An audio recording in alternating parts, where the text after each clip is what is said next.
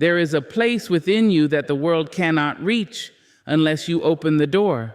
And most of us, at some point, have handed over the key. We let their noise become our anger.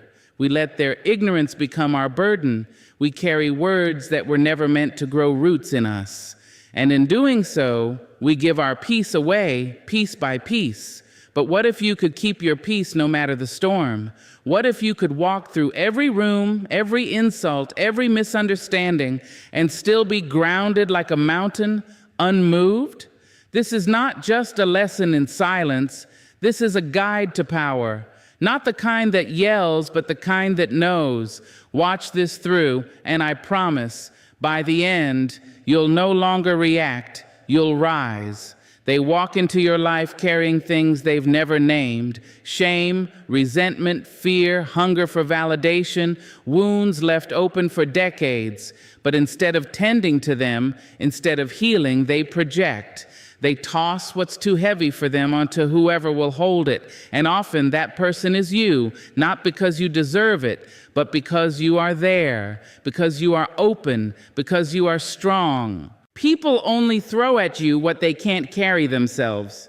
When someone speaks to you with unnecessary sharpness, when their words are more blade than bridge, pause before you absorb it. Ask yourself, is this truly about me? Or is this a reflection of something they haven't resolved inside themselves? It's easier to point a finger than to look in a mirror. It's easier to offload pain than to process it. So they project the bitterness in their tone, the coldness in their silence, the sarcasm in their praise. It's the language of someone who is overwhelmed by their own inner weight. You become the container they try to pour themselves into, but you must learn not to absorb what was never meant to be yours. Their anger, likely not about you. Their judgment, rooted in their own insecurity. Their rejection, often a mirror of their own self-worth. And still, if you're not careful, you'll take it personally. You'll make their wounds your reflection. You'll twist yourself trying to earn grace from someone who hasn't even given it to themselves. You'll shrink your light, lower your voice, soften your boundaries, all in the name of avoiding the stones they're throwing.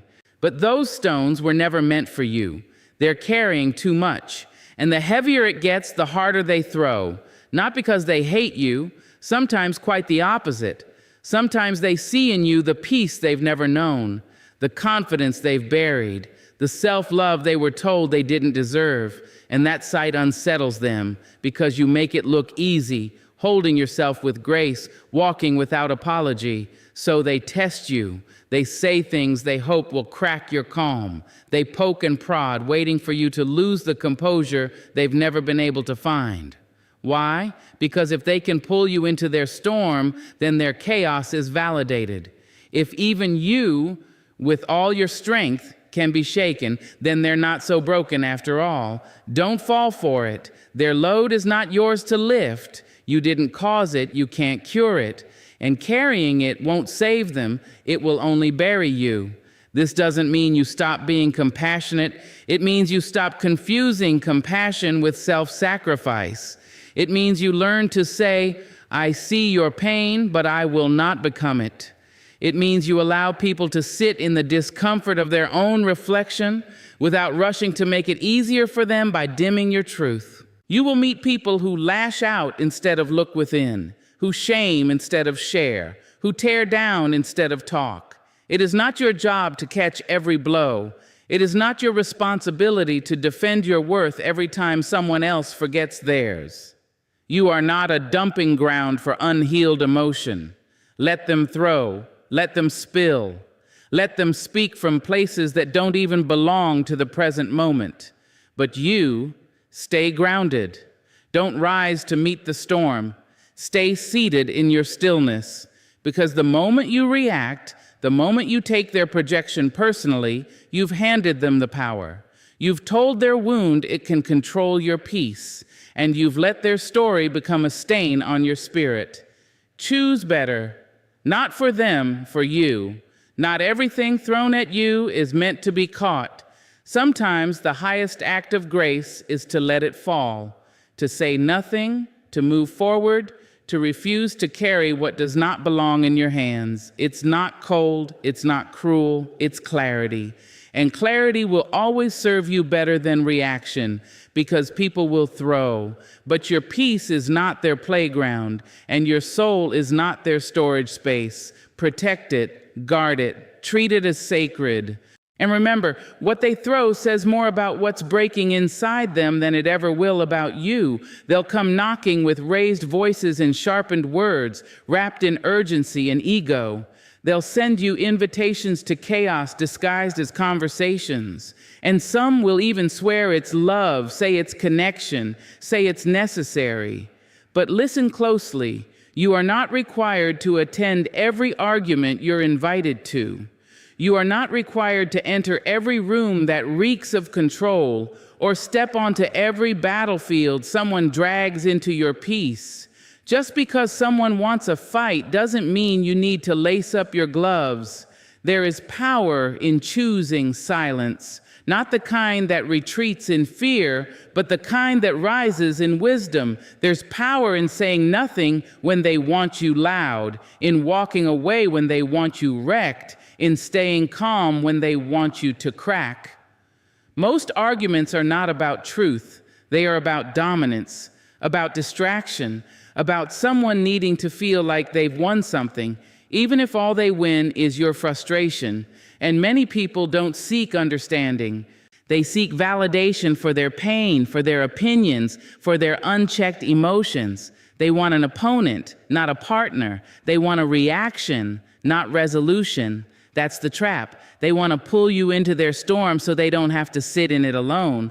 But your peace is not a gift you owe to anyone who refuses to find their own. There's nothing noble in exhausting yourself to make someone else feel right. There's no prize for who gets the last word. You don't get a medal for staying in rooms that strip you of your joy. You have every right to leave when the tone turns from truth to manipulation. You have every right to say, this conversation no longer serves either of us.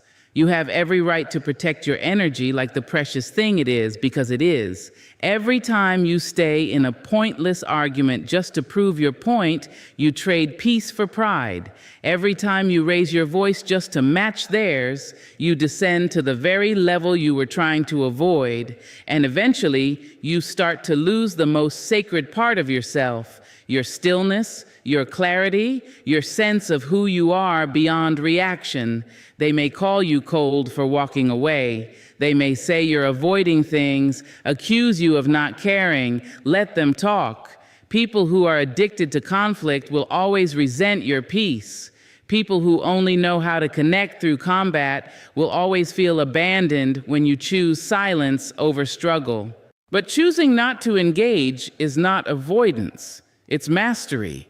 It's refusing to be reduced. It's knowing that not every fire is meant to be fought.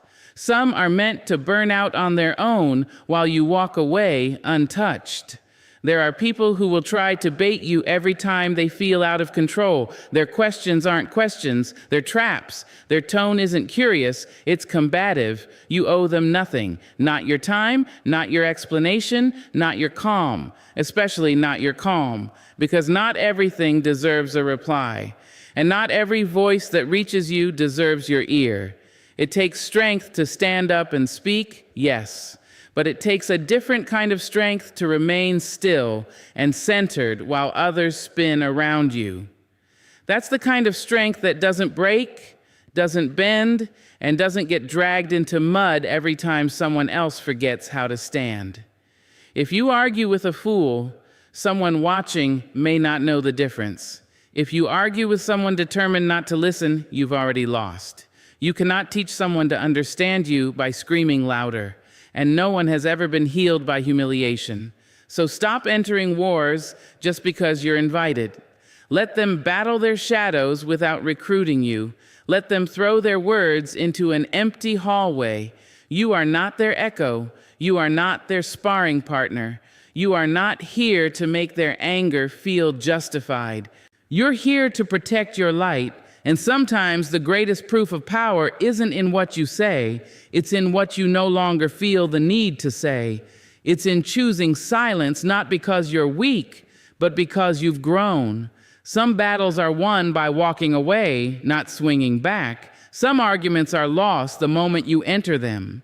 And some peace is preserved by simply remembering you do not need to attend every argument you're invited to. Some invitations are best left unopened. It happens so fast, a word, a tone, a glance, and suddenly your chest tightens, your pulse speeds up, and your mind begins to race. You feel it rising, the heat in your throat, the storm in your belly, the sharp edge of emotion that demands to be released.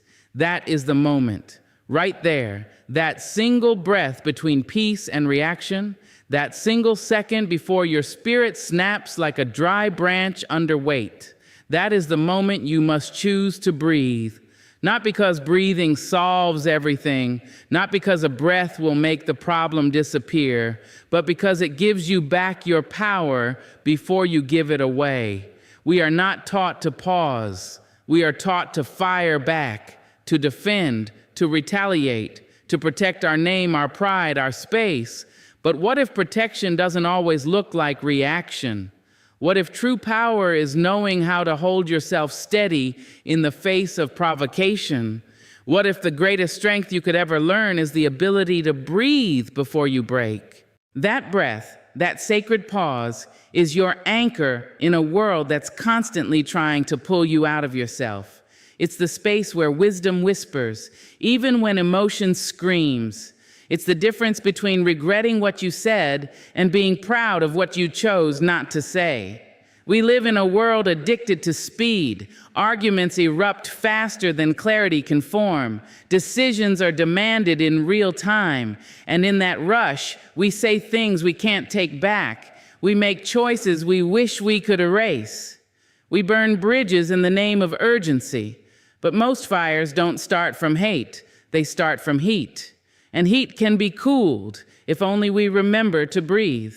When someone insults you, you want to strike. When someone dismisses you, you want to be loud. When someone pushes your buttons, you want to push back. That is the natural reflex. But breath teaches you that you are not just a reflex, you are a response. And there's a difference. A reflex is automatic, it's emotional, it's raw, but a response is mindful, it's intentional, it's grounded. The breath is what transforms one into the other.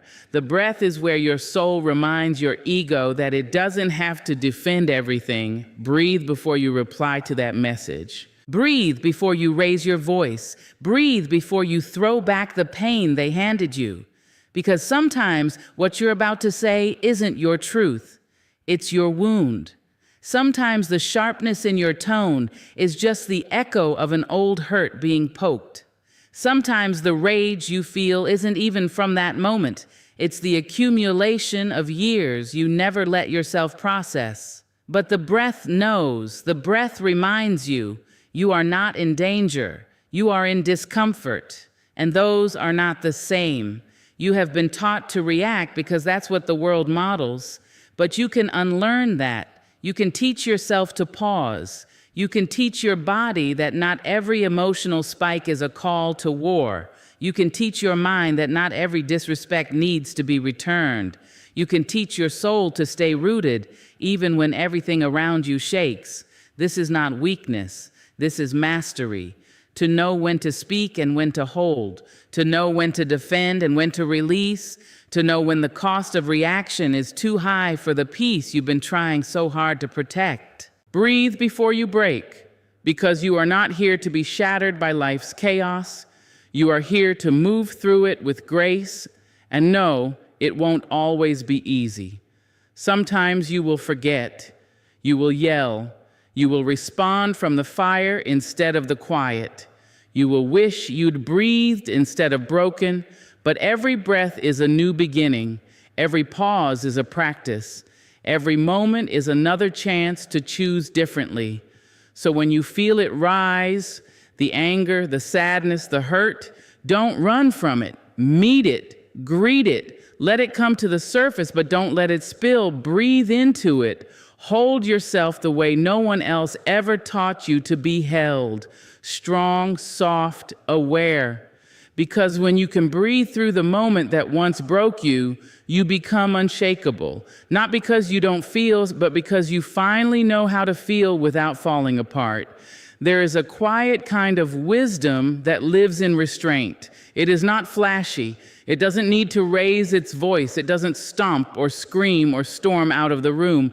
It simply knows. It knows that not everything deserves your energy. Not every look, not every comment, not every opinion flung your way needs to be caught, dissected, or responded to, especially when the cost is your peace. Peace is not something the world will hand you wrapped in ribbons. You earn it by choice. You keep it by discipline. And the most disciplined thing you will ever do is not react when you are expected to.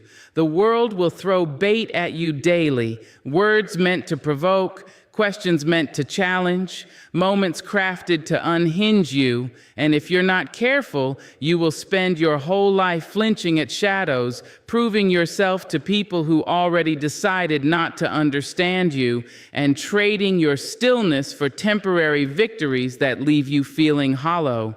There's a difference between hearing something and having to respond to it. You may hear gossip, lies, criticisms, or projections, but just because it enters your ears doesn't mean it needs to exit your mouth. Not everything is worthy of your voice. Not every comment requires a defense. And not every person has earned a seat close enough to shake you. You don't have to be available to every energy that wants access to you. Some people speak from pain, not from truth. Some people confront not to understand, but to control. And if you react every time you're provoked, you hand them the keys to your peace willingly. You say, "Here, take it. Take my calm, take my joy, take my self-respect," just because you had the audacity to challenge me. But why? Why give them so much for so little? What if your silence was not weakness, but strength? What if your decision not to respond was actually the boldest move in the room? What if holding your peace didn't mean you lost? It meant you won a battle no one else saw. They may call you cold. They may say you're disconnected. But those who confuse peace with passivity don't know the war it takes to maintain it. They don't see the 1,000 battles you've already fought just to get to a place where you can choose peace over pettiness, where you can walk away without the need to explain, where you can hear your name twisted and still sleep soundly at night. That is not numbness. That is mastery. Reaction is easy. Reaction is automatic, but response, or the decision not to respond, that's intentional. That's maturity. That's self-possession. That's knowing who you are so deeply, no one else's version of you can shake it. Not everyone who disagrees with you deserves your clarification. Not everyone who mocks you deserves your retaliation. Not everyone who misunderstands you deserves your correction. Sometimes the most radical act of self-care is choosing not to let that message ruin your day. Choosing not to let that driver on the road steal your mood, choosing not to carry someone else's misery as your own just because they tried to dump it on your doorstep. Let them feel what they feel. Let them say what they say. You don't have to pick up what they dropped. You don't have to react to everything that is beneath your spirit. Guard your peace like the treasure it is. People will come and go with storms inside them. Don't let them set up camp in your soul. Don't let them rearrange the furniture of your mind. Let them pass, like weather, like waves, like noise you no longer need to tune into. You are not obligated to be dragged into a drama just because it's directed at you. You don't have to raise your voice to prove you're not small. You don't have to respond to disrespect with the same energy. You are allowed to choose grace, not because they deserve it, but because you do. You deserve to go to bed without rehearsing comebacks. You deserve mornings unburdened by yesterday's arguments. You deserve to live untouched by the chaos others try to hand you. Not everything deserves a reaction. especially not your peace, because peace is not a passive state. It is a fiercely protected place. And when you learn that, truly learn that, you become untouchable, not because the world stops trying, but because you no longer let it in. The sting of insult is sharp. It lands fast, often when you're unguarded. A word, a tone, a look, meant to belittle, to provoke, to cut. And the human instinct is to fight back, to defend the wound, to restore dignity with equal force. But the truth is, most insults do not need to be met with retaliation. They need to be met with compassion. Not for their sake, for yours. Because what a person says to you often says more about what's hurting inside of them than what's broken inside of you. Insults are usually born from lack, a lack of peace, a lack of self-worth, a lack of clarity. A soul full of self-respect doesn't insult. A person secure in themselves doesn't aim to dim others. When someone lashes out at you, they're not showing you their power. They're showing you their pain. And if you can see it that way, really see it, you won't take the insult personally. You'll see it as a confession, a flare from a heart struggling to stay afloat. Compassion doesn't mean you excuse the disrespect. It means you rise above the need to match it. You understand that pain often dresses itself up in pride and criticism. And instead of dancing with the hurt, you choose to stand still in grace. When someone calls you a name, questions your worth, ridicules your choices, pause. Look at them not with judgment, but with curiosity. What must they be carrying? What kind of day or life must they be living to throw that kind of darkness at another? Compassion is not softness. It is not naivety. It is strength. It takes far more courage to hold your center when attacked than to snap back. It takes discipline to respond with empathy instead of ego. People insult for many reasons: to distract from their own flaws, to feel powerful, to gain attention, to protect their fragile identity. But rarely, if ever, is it truly about you. And when you see through that lens, you take back control. You become the one who chooses the tone, not just receives it. Let them be angry. Let them try to stir the pot. You don't need to drink the bitterness they're offering. Let their words fall to the ground like dry leaves. Let them pile up without ever touching your spirit. That's what compassion gives you: immunity, not to pain, but to reaction. It gives you the ability to look a person in the eye and say, without speaking, I see your suffering, and I won't add to it. You can set a boundary without building a wall. You can walk away without storming off. You can be firm without being cruel. That is what compassion looks like in action. When you practice compassion in the face of insult, you take the oxygen out of the fire. You refuse to fuel their chaos. You deny their drama a stage, and slowly something shifts in you. You start to detach from the need to be understood, the hunger to be right, the impulse to prove your value. You start to realize your value has never lived in someone else's mouth. Compassion teaches you that dignity doesn't always shout. Sometimes it whispers. Sometimes it says nothing at all. Sometimes it simply smiles and steps aside. And yes, you will be misunderstood. People will say you're weak. They'll say you let them get away with it. But let them say what they will. You're not here to manage their opinion. You're here to manage your own integrity. There is a deep, unshakable peace that comes when you no longer let other people's unkindness dictate your character. When you can see them not as enemies, but as human. Flawed, wounded, reacting out of their own trauma, trying to find control in a world that often feels like chaos. That doesn't mean you tolerate abuse. That doesn't mean you ignore toxic patterns. But it does mean you meet them with clarity, not combat.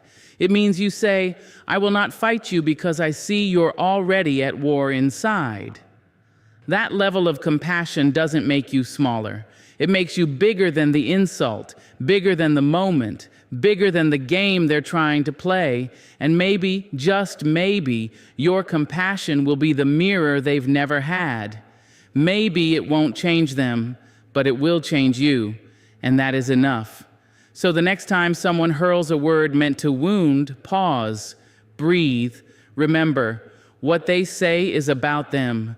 How you respond is about you. And you are someone who chooses compassion, not because it's easy, but because it's healing. There comes a time in life when you get tired, not from doing too much, but from carrying what was never yours to hold. You get tired of explaining yourself to people determined not to understand, of bending for those who only want to break you, of dancing through the flames of chaos just to prove you're still standing. And in that quiet fatigue, something sacred begins to rise. The desire to detach, not out of bitterness, but out of clarity, out of strength, out of peace. Peaceful detachment is not giving up. It is letting go. It is the moment you stop gripping the rope that's been cutting your hand. It's the stillness that comes when you no longer need to control the narrative, win the argument, or change the person. Detachment is not cold or careless. In fact, it's one of the warmest forms of self-love. It says, I no longer need to lose myself in order to keep you. When you detach, you are not abandoning people. You are abandoning the need to be tangled in their storms. You are choosing to step out of the battlefield, not because you've lost, but because the war was never yours to begin with. You are reclaiming your mind, your time, your emotional oxygen, because not every fire deserves your fuel. Not every situation requires your presence. We are conditioned to believe that caring means clinging, that love means holding on no matter the cost. But the truth is, real strength is knowing when to release, when to unhook your heart from places that drain it, when to bless people on their way and not follow them into their chaos. That is detachment, not apathy, but discernment, not distance, but dignity. When you reach the level of peaceful detachment, you begin to move differently. You no longer chase closure, you create it. You stop rehearsing the perfect comeback in your mind. You stop checking if they've changed. You stop letting their energy rewrite your own. Instead, you stand in your stillness. You walk in your own rhythm. You protect your spirit like it's sacred, because it is. Peaceful detachment doesn't mean you don't feel. It means you feel deeply, but you choose not to let those feelings hijack your actions. You allow yourself to witness the mess without absorbing it. You can sit across from drama and not sip from its cup. You can hear the insult and let it pass like wind through an open window. You can know your worth so intimately no outside voice can auction it off. And yes, detachment will confuse people. Those used to controlling you through guilt, manipulation, or chaos won't recognize this version of you. They'll call you cold. They'll say you've changed, and they'll be right. You have changed. You've stopped leaking your peace into every open wound around you. You've stopped bleeding for those who never offered a bandage. You've chosen serenity over survival. Peaceful detachment gives you back your power, and not the kind that dominates, but the kind that liberates. You stop needing to prove yourself. You stop needing to be chosen. You stop needing every loose end tied in a bow, because you realize not everything unresolved is yours to fix. Not every broken bond is yours to repair. Sometimes peace means saying nothing, not because you don't care, but because you finally do about yourself. It means walking away with a smile instead of staying with resentment. It means letting the phone ring, the email sit, the tension dissolve into nothing, simply because your joy is no longer negotiable. You detach not because you're hard, but because you've grown soft with yourself, gentle, loving, wise. You've learned that being available to every storm leaves you soaked and shivering. You've learned that people will pull you into their fire and ask why you're burning. You've learned that protecting your peace is the highest form of maturity, There will always be noise. There will always be people trying to bring you back into the chaos. But when you've tasted real peace, when you've felt what it's like to be free from the tug of war of proving, fixing, pleasing, you won't trade it for anything. You'll smile more, speak less, sit quietly in rooms that once made you anxious, watch old battles unfold around you, and feel nothing but gratitude that you're no longer in them. That's what detachment gives you, not escape, but arrival, not disconnection, but inner alignment. To detach is to say, I see it, I honor it, but I no longer make it mine, and in that release you rise, calm, rooted, unmoved. That is the highest form of power, not dominance, not defense, but peace. Let them rage, let them point, let them misunderstand, let them twist your name, mock your calm, and frown at your silence. That is their burden, that is their business. You have outgrown the need to be bothered. There is a stillness in you deeper than anger, a river of calm, old and wise, that doesn't rise for every stone. Learn to live there, speak from there, love from there, because in that stillness, no one owns you. In that stillness, you are free.